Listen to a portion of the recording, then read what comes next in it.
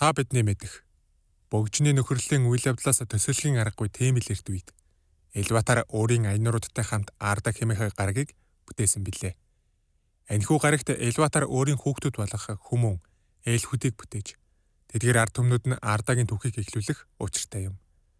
Анхны ард түмэн болох эльфүүдийг мэдлэхээс өмнө цулгай газар бүхий Ардаг хөгжүүлэн цэцгэлүүлэхээр аянууруудыг илгээдэг.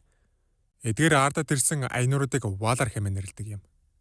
Ийхүү Валараад үйл хэрэгээ гүйцэтгэж байх үед Авла хэмээх Валар хүмүүн болон эльфүүдийг мэдлэхийг хүлээж ядаад хайрлан сургаж хүмүүжлэх үр садтай болохыг хүссэн учраас өөрийн бодглуудыг бүтээсэн нь одоогийн бидний мэдэх Дворфод байсан юм. Энэ үеийн Явана гэх Валар унтаж байх цаг үе буюу Арда харанхуй намгүн байж Мелкорын хорон муугар дүүрэн байсан цаг хугацаа байв. Иймээс Авла тэднийг хүчрэхэг тэсвэр хатуучилтай аливаа бэрхшээлийг даван туулгах чадвартайгаар бүтээсэн.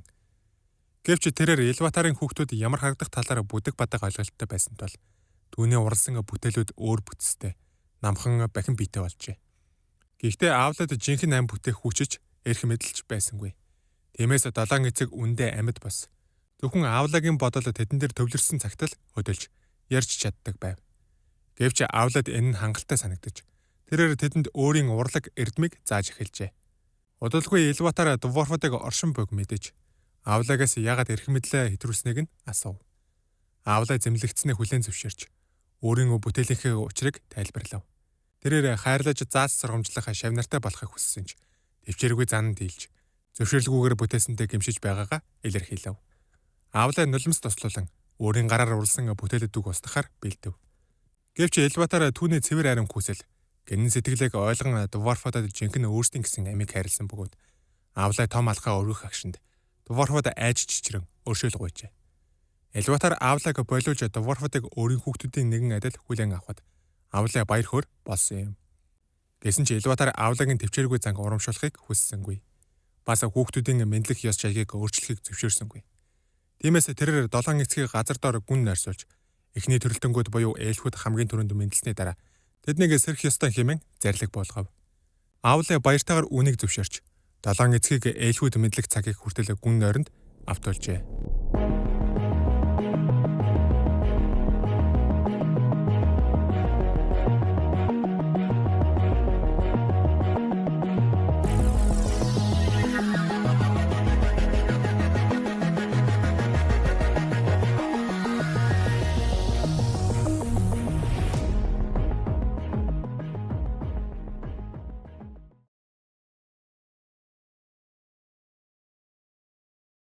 Эльфүүд Queen-д анх мэдлсний дараа удалгүй Дворфодын 7 эцэг сэржээ. Тэдний нэрсийн дотроос зөвхөн нэгэн тодорхой бөгөөд тэр бол Дөрийн мөнхнаас хэмээн алдарсан хаан байв. 7 эцэг тус бүр өөрийн овгийн хаан болж бүгд өөрийн гэсэн авгаа хотуудыг байгуулжээ. Longbirds буюу ур сахалтууд гүндэ баадад. Галц сахалтууд болон өргөн цээжтэнгүүд болох Firebirds, Broadbeams нь хөх улсад.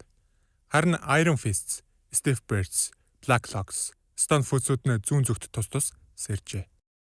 Энэ үед баригдсан 3 том бэхлэлт ордны тухай Ардагийн түүхэнд тэмдэглэгдэн үлдсэн байдаг.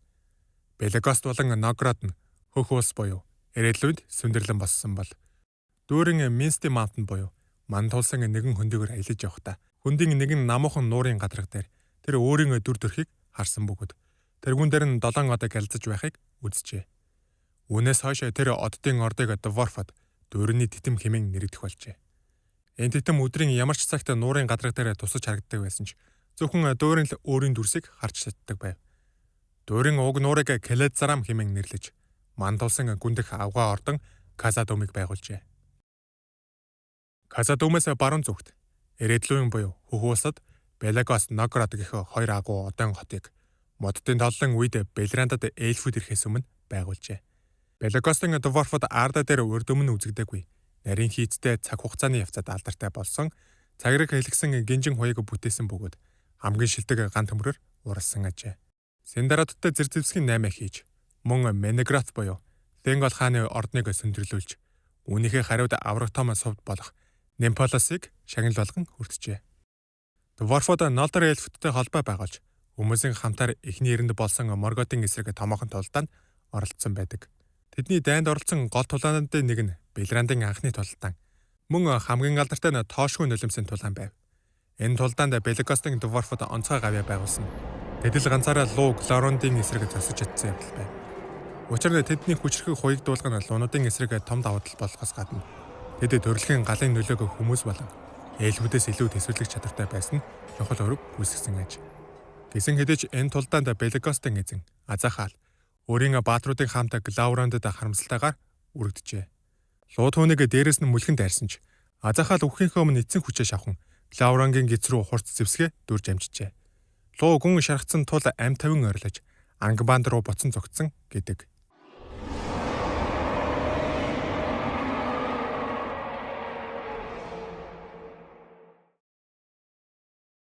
Новгородын Дворфод зэвсэг урлах ур чадвараараа алдарсан бөгөөд тэдний хамгийн нэрд дарах нь Тэл хар байв. Тэрээр Ардагийн түүхэнд чухал нөлөө үзүүлсэн Нарсел, Ангрис хэмээх элдүүдийг урлаж, мөн Дарламын нутгийн домогт лууны дуулгыг бүтээжээ. Новгородын Дворфод алдартай Навглемер хэмээх гоёмсог хүзүүний зүйлтийг урлаж, хожим Тенгол хаан тэднэр сэлэмралыг уг зүйлтэндээ шигтгүүлэхийг хүсжээ.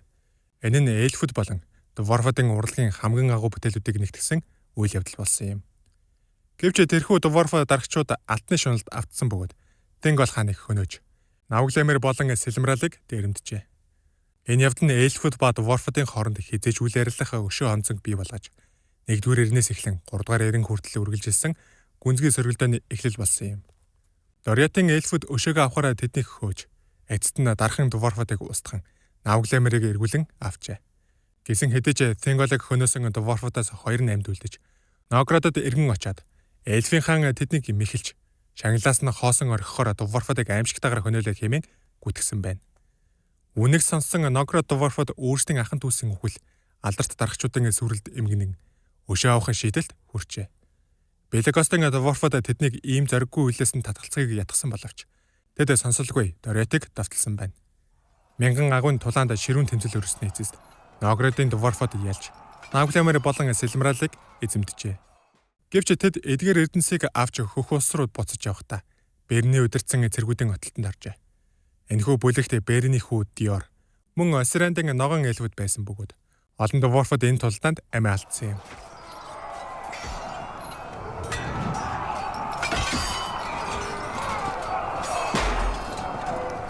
Новгородын эзэн хааныг Берн өөрийн гараар хөнөөж Навглемерийг булан авчээ. Амьд үлдсэн Дворфод уулсан хормоод зүгтхийг оролцсон ч Долимер уулын ингэрт энтүүдийн отолтонд орж суурьсан гэдэг. Белранд дахь дайн самууны хажуугаар Казадумын одоочууд харцамгүй амар тавин байдлыг эдэлж, төмөр толгойд саарл уусан нутагт өөрсдийн колониудыг байгуулан өгжүүлж, хойд нутгийн хүмүүсийн өвөг дээдстэй худалдаа намаа хийж байжээ. Бусад 4 эцэг дундад газрын аслагдсан дорн нутагт сэрсэн аж. 2 нь Оракарны улсын хойд төгсгөлд, харин үлдсэн 2 нь өмнөд хэсэгт нь байрлаж байв. Эдгээр овгуудад дундад газрын үлгэр домогт бараг дурддаггүй бөгөөд гагцхүү 3-р эрэнд болсон Дворфод ба оркуудын дайны үед дөрөвний овгийг дэмжиж өөрсдийн дайчтай илгээсэн гэж өгүүлсэн байдаг. 3-р эртний сүүл үед зүүн нутагт дайн айц түгж эхэлсэн тул олон тооны Дворфод өөрсдийн эртний нутаг усаа орхиж дундад газрын баруун зүг рүү дөрвжээ. Зарим нь Фродо багастай хүртэл учирсан байх магадaltaй гэдэг. Үүнээс гадна 7 үндсэн овогт хамаарахгүй нэгэн бүлэг байсан бага одоочууд буюу Передворфс байв. Тэд үндсэн овгуудаас цөлөгдсөн одоочуудын үр сад бөгөөд эхний эрэнд эльфүүдийн ангуучлалд өртөн бараг устгагдсан юм. Эхний эрен төгссөний дараа Дворфодын түүх ихэвчлэн дөрөвний удмынхан буюу дөрөвний ард түмэн хэмээн нэрлэгддэг Дворфодтой холбогдох болжээ. Тэднийг мөн урт сахалнууд хэмээн алдаршуулдаг байв. Мөн энэ үед Казадумын Дворфодын хүн ам их хэмжээгээр өссөн байна. Учир нь эхний эртний төгсгөлд War of Fright гэхэд дайны улмаас Белранд тэр чигтээ суурьж, Белокост болон Новгород мөн адил суурьсан тул тэндээс олон Дворфод дөрвөн Казадум руу нүүн иржээ. Дөрвөн тун урт наслсан бөгөөд эхний эртний ихэнх хугацааг туулсан аж. Дараагийн эрен үед түүний удамд хамаарах нэгэн Дворф мэдлэх бүрд тэрбээр дөрөнтэй тун адилхан төрхтэй байвал түүнийг дахин төрсөн дөрөн гэж үздэг байжээ. Эртний нэгэн зөм бэлэгт дөрөн 7 удаа дахин төрнө гэж айлдсан байдаг бөгөөд 7-р дөрөн мэдлэх цагт Дворфодын мөхлийн үе эхлэн гэж зөнгөсөн байдаг. 2-р дөрөн 2-р эрэнд мэдлжээ. Түүний төрсөн он цаг тодорхой босч Нарвын нэрт дархан эльфүүдтэй хамтран Казадумын алдарт дөрөний хаалгыг бүтээх үед 2-р дөрөн Эсвэл 3 дугаар дүүрэн хаанчилж байсан гэдэг. 2 дугаар дүүрний хаанчлалын үе нь Казадомын хөгжлийн алтан үе байлаа. Энэ үед Казадомын танхимууд өргөжин тэлж, Линдон дахь Нолтер айлфууд Эригонд ирж, Митрил металлын худалдаагаар Дворфодтой найрамдал тогтоожээ. Гэвч Эригон Саураны цэргүүдийн давталганд өртөн сүрх үед Мориган одоочууд тэдний ард талаасаа давталсан боловч Эридорыг бүхэлд нь эзлэхээс сэргийлэхэд хитрхээ оройтсон байв. Сауран өөрийгөө Анатар хэмээн нэрийдэн хүчний бүгжнүүдийг тараах үедээ 7 бүгжээг одоо вангуудын гарт атгуулсан тэднийг захирах хяналтанд авах санаархал байжээ.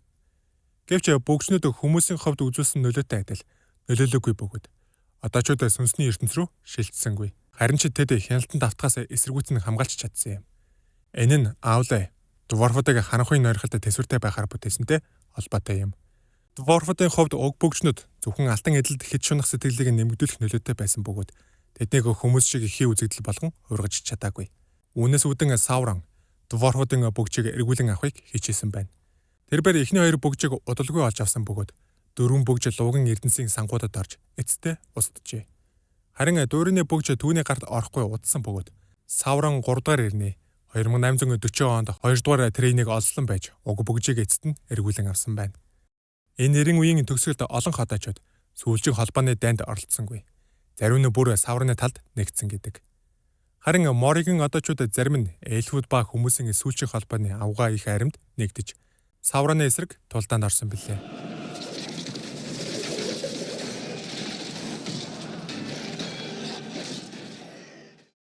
3 дугаар эрэнд 1300 оны үеэс эхлэн Саураны эргэн ирэлт ирчээ авч мантуулсан оркууд зэрэг хар хүчнүүд олширч одоочуудыг дайран дэрэмдэж эхэлжээ. 1980 онд хэдэн зууны туршаа Митрил болон бусад үнэт эрдэнсийг хайх шуналтай хөтлөгдөн одоочууд мантуулсан гүндэх нойрсож байсан Балрогийг сансрууг сэрээсэн байна. Балрог нь эхний эртний үеэс нуугдж байсан аимшигтай тамийн гал байсан бөгөөд сэрэн манцан даруйдаа Казадомыг сүрлийн эрмэгт авчирсан байна. Үүний улмаас одоочууд Казадомыг орхин дүрвэж уг хотыг тэр цагаас Морио буюу хар ангал хэмээн нэрлэх болжээ. Дүүрний угсааны ихэнх нь хойд зүгт Саарл улс руу нүүсэн бол зарим нь шинэ ван Трейнийг даган 1999 онд төр зур аэропорт суурьжээ. Үүнээс хойш 300 гаруй жилийн турш Саарл улсын одоочууд хөгжин цэцгэлж байсан боловч хойд нутгийн луунаараа хүчээ авч эхэлснээр хэцүү цаг үе ирсэн байна. Тэдний зарим нь төмөр толгод руу дөрвөж үлдсэн олонх нь шинэ хаан Трорын удирдлага дор аэропорт очин уулын дор хаант улсыг байгуулжээ. Тэнд тэд 200 гаруй жилийн турш амар тайван амьдарсан боловч 2770 онд агуулуу Смог тэдний дээр ирж Эреборыг устгасан билээ. Хаан болон түүний хүмүүс өмнө зүгт цөллөгдөж харин амьд үлдсэн олонх нь төмөр толгод руу дөрвжээ. Дүүрний угсааны үлдэгдэл Дунланд руу суурьсан бөгөөд 2790 онд хаан Трор хойд зүгт Мориг зарсан боловч түүнийг гоблинуудын удирдагч Азог харгасаар хөнөөжээ. Трорын хүү 2 дугаар Трейнд аав нь одоочуудын 7 бүгжин сүүлчинхийг өгсөн бөгөөд өшөөгөө авахын тулд одоочуудын бүх овг аймагуудыг цоглуулж одой ба оркуудын дайныг эхлүүлсэн юм. Энэхүү дайнд одоочууд мантуулсан бүх гоблинуудын бэхэлтүүдийг устгаж эцэст нь Азанулбезарын агуу тулаан болж бүх одой овгууд нэгдэн толдож байв. Моригоос гарч ирсэн оркуудын арим хүчрхэг тууштай байлаа. Гэвч төмөр талгадын шинэ хүчрхэг одой дайчид хүрэлцэн ирснээр тулаан одоочуудын ялтаар өндөрлжээ. Гэсэн хэдий ч энэ ялд маш их үнцэнээр олдсон бөгөөд Дворфод Мориод дахин суршиг хүсээгүй юм. Гол шалтгаан нь дүүрний гай буюу дүүрэнс бэн гэж нэрлэгдсэн Балрог тэнд одооч нуугдан байсан юм. Тиймээс 2 дугаар Трейн Саарл улсыг орхин хөх улсад очиж шинэ хаант улсыг байгуулжээ. Ийхүү та бидний мэдэх Эреборыг эргүүлэн авах аян буюу Хоббит Билбо багийнсын адал явдал эхэлдэг. Шидтэн Гандальф нь Трейний хүү 2 дугаар Торинд Эреборын хаант улсыг дахин сэргээхэд чухал үүрэг гүйцэтгсэн юм. Торын өөрийн удмын Дворфодын дийлэнхийг багтаасан 12 нөхрөө цуглуулж тэдэнтэй Гандальф болон Хоббит Билбо багаас нэгдсэн билээ. Энэхүү Эреборын аян нь эцэстээ аимшигт луу Смогийн үхлээр төгсөж Дворфодын нутаг хар эзний хараалаас ангижрав. Гэвч Эреборын асар их эрдэнэс эзэнгүй болсны улмаас нуурын хүмүүс болон эльфүүд Дворфодын дунд асуудал үүссэн юм. Тэдний дунд эрдэнсийн төлөө маргаан дэгдэн байх үед оркууд болон варгуудын сүрэг уулын зүг давтлан ирэв. Үүний улмаас Дворфод хүмүүс эльфүүд нэгдэн дайсныхаа эсрэг тулдахад хүрсэн бөгөөд энэхүү тулаан 5 армийн тулаан хэмээн түүхэнд тэмдэглэгджээ. 5 армийн тулаан ширүүн өрнөж эцэст нь Дворфод ялалт байгуулсан боловч Хоёрдугаар Тоорын баатарлагаар тулдаж амиа алдсан юм. Энэ үйл явдлын дараа бөгжний нөхөрлөлийн үйл явдал болж Глоины хүү Гимлийн бөгжний хамтлагт Дварфуудыг төлөөлөн нэгдсэн бөгөөд бөгжний дайны үеэр эльф Леголастай бат нөхөрлөл тогтоосон юм. Бөгжний дан ширүүсч Пеланарын талын их тулдааны үеэр дөрөвний ард түмэн болон дээлийн хүмүүс Эреборыг хамгаалan савраны илгээсэн Истерлингс оркуудаас бүрдсэн их зэргийн бүсэлтийг дэсч гарав. Дварфууд болон дээлийн хүмүүс 3 хоногийн турш эрлэхээр тулдаж аимшиг давталгааныг эсэргүүцэн хамгаалжээ. Төдөлгүй савраны үхлийн мэдээ Эреборт хурж ирэхэд Истерлинг болон оркууд айдас давтсан мэт ухран зогтсон юм. 4-р эрен үеийн савран мөхөж Мордор сүрсний дараа эхэлсэн бөгөөд энэ цаг үед хүмүүс одоо нарийн эртний нөхөрлөлөө дахин сэргээжээ. Бөгжний дайны үеэрээ 2-р Дэн ам өргөдөж, хүү 3-р Тоорон хаан ширээг нь залгамжлан 4-р эрэнд удаан хугацаанд хаанчлав. Харин Эреборын хаан тулс 4-р эрэнд үргэлжлэн хөгжин цэцгэлсэн гэж өгүүлдэг. Гимли Леголас нарын нөхөрлөлч мөн үргэлжилж тэд хамтдаа олон үл бичигдэх аялал хийсэн гэдэг. Эцэст нь 4-р эрний 120 онд тэд хамтдаа хөлөг онгоцонд суун андуй мөрнөөр доош аялаж тэндээсээ далаад гарч Валинарт хүрсэн байна. Ийхүү Гимли нүгэлгүй газрыг зорих хов хүртсэн цорын ганц одоо болсон юм. Цаашид 7-р дуурин Мориа уулыг эргүүлэн эзэлж Казадомыг эртний авгаас сүрж авахлантай байдалд нь хүргэж чадсан бөгөөд тэнд урс ахалт авгийн одоо нар ертөнц хөгшөрч дөрөвний удам угсааны өдрүүд өндөрлөлтөд оршин тогтножээ. What is your duty? To serve the Emperor's will. What is the Emperor's will? That we fight and die. What is death? It is our duty.